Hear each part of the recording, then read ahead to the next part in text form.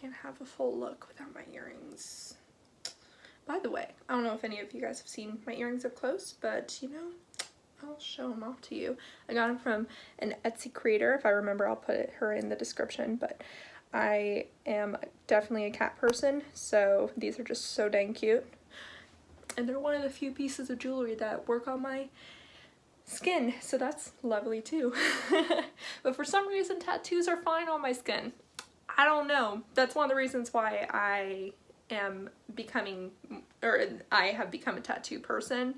It's because my skin is fine with tattoos and it's not fine with jewelry, so makes it definitely like simpler of an option. Hey y'all, it's Becky here from the Beckisphere, and welcome back to my channel. If you're new here, hi, my name is Becky, and every Tuesday and Thursday we talk about the climate here. The problems, yes, but the solutions, yes. So if that sounds like something you would be interested in, go ahead and click that subscribe button below, hit the like, comment, share, all that good stuff. And today is a bonus video because I promised that I would do a tattoo tour if we made it past 300, and we did. So here I am. This is a video that no one has requested, but I'm doing it anyways because I love my tattoos, and I find that tattoos really do tell a lot about a person, and I wanted to share a little bit about me, I guess. And I don't know, if you're interested, great. If you're not, I'm sorry, but I hope you find this video interesting.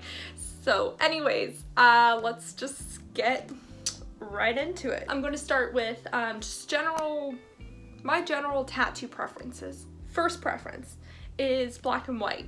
I find that, well, okay, so color is beautiful on other people, but I am okay with making decisions regarding tattoos if they are, if they're black and white.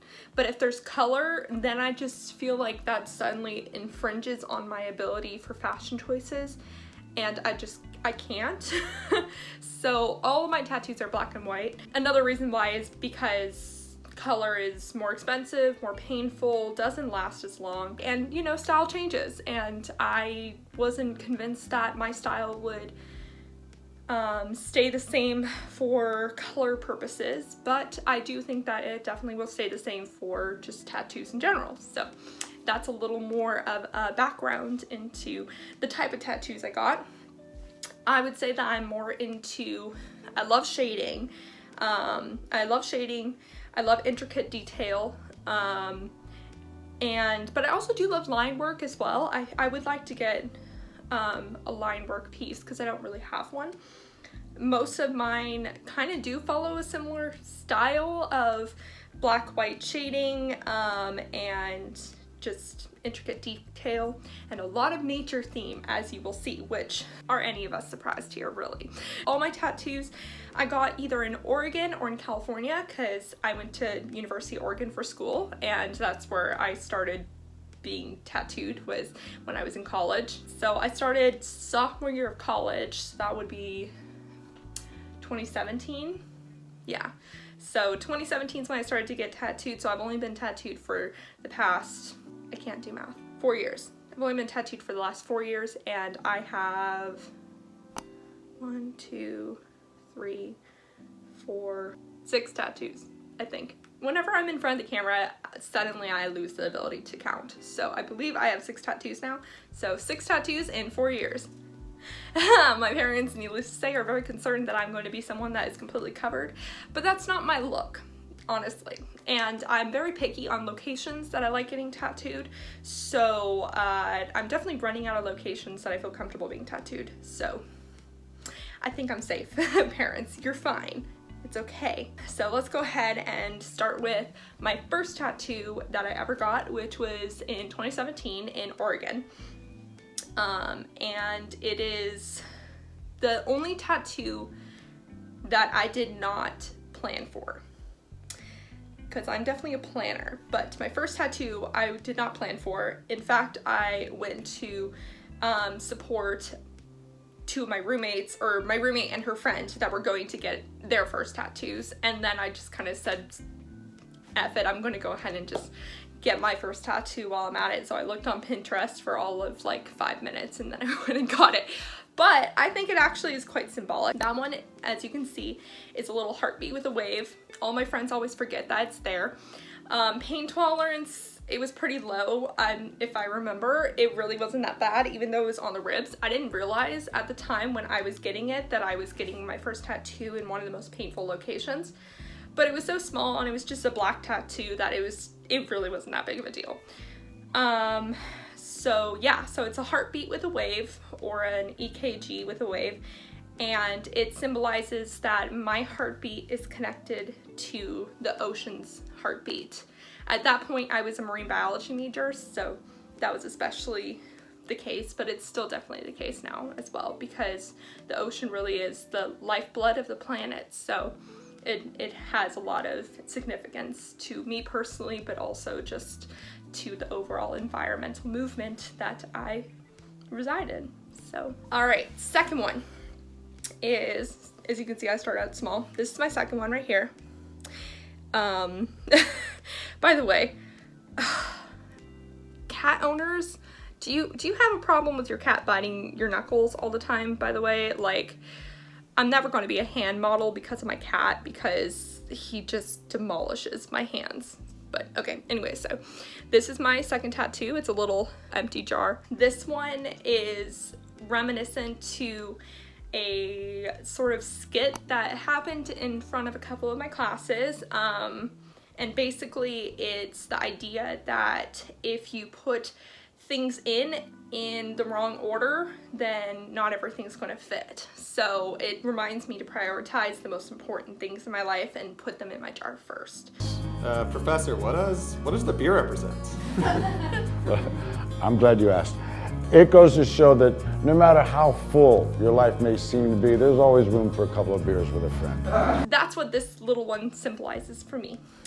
And pain tolerance was more than this one, because there was actually shading in this, but it wasn't too bad either.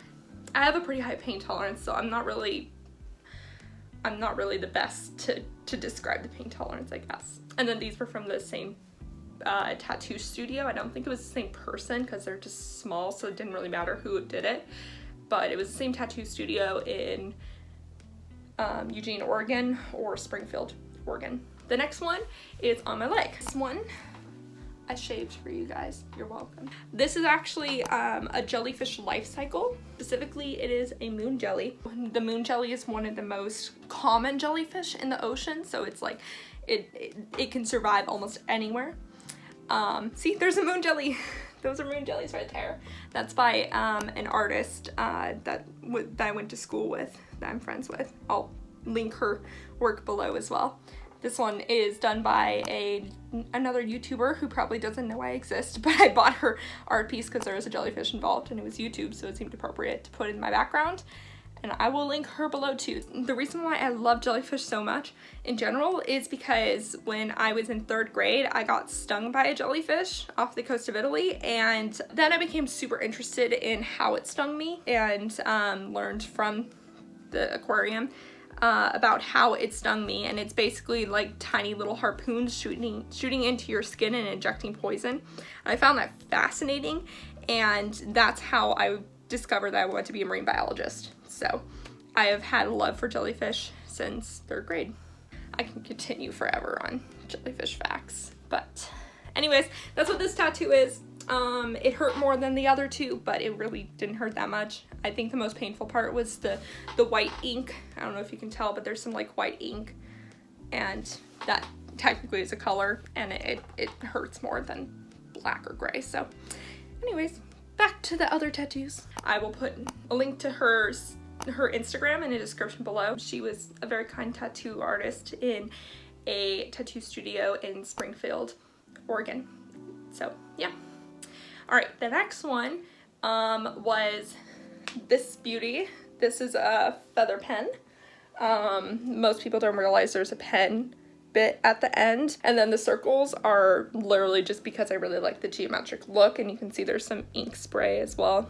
So this represents my journalism side. So the previous one represented my marine biology side. This one represents my journalism and my writing side. And pen point in particular relates to a magazine that I used to try to create when I was in high school. I called it Teen Pen Point, and it was basically a magazine meant for teen girls that didn't just have to do with gossip and sex and beauty topics. I wanted to cover topics like how to get an internship and what's going on in politics. So I tried to make one called Teen Pen Point, and I really learned the ins and outs of how to do a magazine from that process. But yeah, this represents the journalism side, which has ended up being just my love, and I really love this tattoo. It's one of my favorites. All right, so the next tattoo I got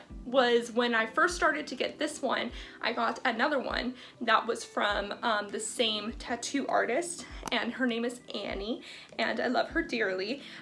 She is definitely my favorite tattoo artist so far, but I'm a little biased because I know her through my roommate Margot, because my roommate worked in the same tattoo parlor as her. But I loved her collection. Every time I went to visit, I loved this little collection that she had created that were little fungi that had like little limbs and stuff to them. They were like little fungi people. I call them fun guys. When I wanted to get this one, I was like, hey, can you go ahead and also add one of those? And of course, me being me, I had to have an exorbitant amount of significance to it. I chose a chanterelle because they grow in California area during the February-March time frame, which is my birthday. By the way, I didn't tell you guys a while ago, but my birthday was in February. Sorry. So that's why I chose that design, and then I chose the little shape because I don't know, it just looked cute. It looked like a little dancer, I guess. Got that little tattoo, and that one was not painful at all. And then my final one is this bad boy, and this is definitely my largest tattoo, my most expensive tattoo, my longest taking tattoo. And this was just finished actually a couple weeks ago, so it took 3 appointments. It's done by, again, Annie, the same artist who works in San Jose, California. So this is what this one looks like.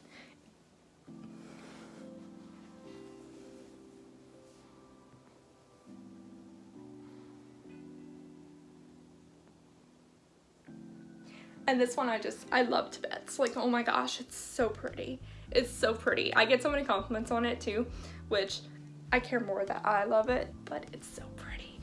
And I don't know if you noticed, but these are actually succulents, so they're not like flowers, because I really loved the look of like the flower on the shoulder sort of style tattoo, but I couldn't think of any flowers that I really had any significance with.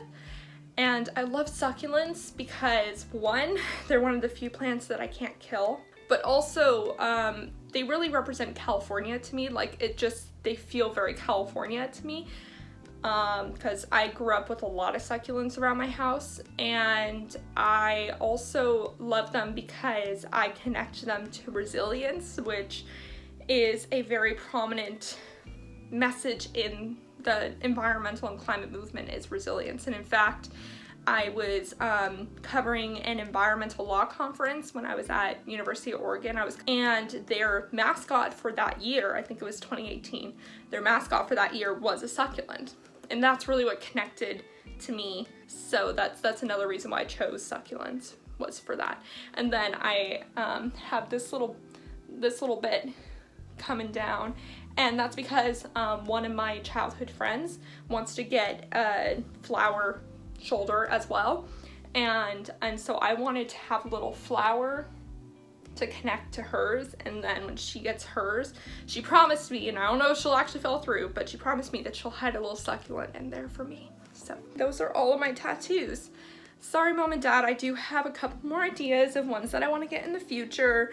One of the ones that I would love to get is a twin tattoo because I have a twin brother, and he wants some tattoos. He doesn't have any yet, but when he does start getting tattoos, I would love to get a twin tattoo with him. And then yeah, I just have like a couple more like little like small ones that I want to get with certain friends that I've had for a long period of time, one of which includes my roommate. Oh, and another little tattoo that I do want to get is my roommate actually has plans on becoming a tattoo artist in the future, and because she was one of the people that found my little cat Rue, of course I want to get a black cat tattoo. It might have some reference to Gigi from Kiki's Delivery Service from Studio Ghibli. That's a possibility I'm considering. But yeah, so that's definitely another tattoo that I know I'm going to get as a little cat at some point. And I would love for her to do that one because she helped find Brew. So that would be extra significant. I hope you found this really interesting. I, again, have been wanting to do this video for a long time. I know it's a popular sort of video to do, but I just think that it's really, tattoos really describe a person for you, like just the tattoos themselves, but also just like their preference on what type of tattoos they get, where they get them, all that kind of stuff. Like, I haven't gotten any tattoos that I can't really see, I guess, in a mirror. I guess only one I can't really see just by looking around is this one, and I forget that that one's there all the time. So yeah, anywho, I hope you have a great rest of your day. Remember to talk about the climate every single day and to support your local news organizations. Thank you all for watching. Shoo.